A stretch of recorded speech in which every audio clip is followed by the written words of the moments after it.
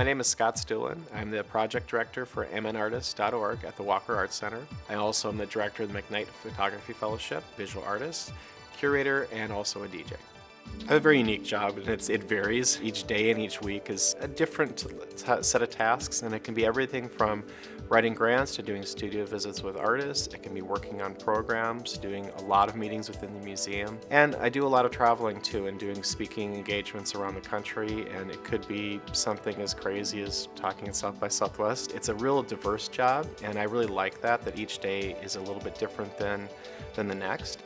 I've worked on a program called Open Field at the Walker, where we do a lot of outdoor programs throughout the summer, that everything from really intimate things like building an igloo and having concerts for 2 people at a time, to doing really large things like this internet cat video festival that I developed there that became much bigger than we anticipated. We thought that a few people might be interested in watching some cat videos on the lawn as part of Open Field at the end of the summer, and we thought maybe a few people would show up. We put out a call for people to nominate videos for the festival, and it went viral.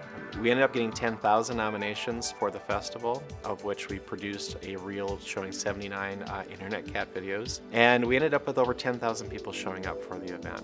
Since then, the festival has generated a lot of interest, both regionally, nationally, and around the world. Everywhere from Brazil to Japan to Australia. We've actually shown the festival and restaged it in 10 different cities around the country, and we have plans for about 10 more, including the second Internet Cat Video Festival that will be held here at the Minnesota State Fair.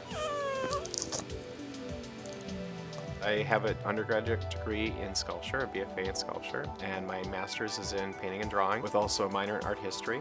And I kind of fell into this field a little bit differently than somewhat accidentally. I just needed to take a summer job, and I ended up teaching contemporary art to elementary school kids in Rochester, Minnesota. They liked the work that I did over the course of the summer, and I took a public programs job, which led into 6 months later as education director, and 6 months after that I was an assistant curator.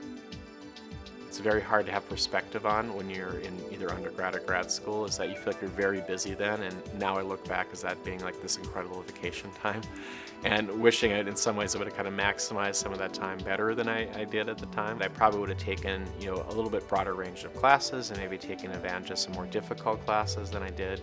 Maybe a little bit more classes in art history. I did take a lot of art history classes. I did take a lot of writing intensive classes, but I probably would have done even more of that. I think taking a lot of classes in different types of communication is something that's very important and something that will serve you well no matter what direction that you go. I also probably would have taken more classes in business, and I think that's the one thing for a lot of artists, that it's something that they don't necessarily focus on, but regardless of your path, it becomes a big part of what you do, is knowing how to kind of run a small business. And I think the last thing I would maybe have taken more classes in is in learning how to code and do more things with technology. I've kind of taught myself many of those things, but I probably would have taken more formal classes in coding and knowing a little bit more about how to kind of write the technology that I'm working with.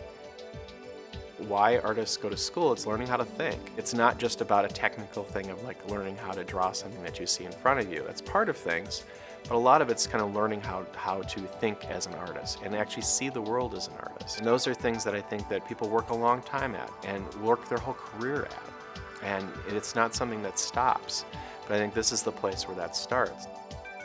What I encourage, early on is people being part of the art community, getting outside the school. Don't keep it insular. Go to shows, start meeting people. There's not a too early a time to do that. Simple things like just volunteering in a gallery to say that, hey, I'll come in and paint some walls, and that's how you meet people, and that's how you start getting in. And that's a lot of the jobs that happen in this field are through those small little ins. There's always the kind of the hope and dream that you could just do your studio work and survive on that. The reality is that's going to be very unlikely for most people, that you're going to need some other means of support. But there is a whole broad range, whether it's doing arts administration or writing, or people that are starting their own arts blogs or their own artist spaces. The tools that are available now, in particular having the internet, there's a lot more opportunity for people to kind of create their own path. You can go out and make your own thing happen. So I think it's actually a very exciting time for people that are entering the arts about the possibilities that are out there.